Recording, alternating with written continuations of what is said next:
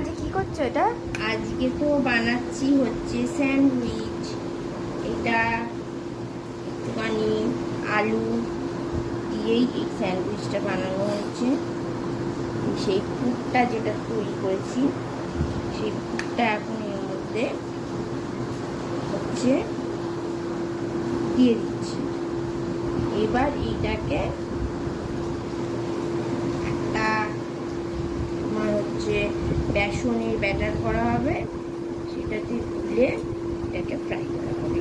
এই মুখগুলোকে সিল করে দিচ্ছি যাতে সাইড দিয়ে যখন ব্যাটারটা গুলে আমি দেবো তখন যাতে তুলে তুলে না যায়, সুন্দরভাবে এটা করা হচ্ছে। এবং এটা কিভাবে করেছি তোমরা যদি জানতে চাও অবশ্যই কিন্তু আমাকে কমেন্ট করো, আমি এই রেসিপিটা দিই। ঠিক আছে, তো আমি এটা করে নিই, তারপর তোমাদের দেখাচ্ছি এটা কীরকম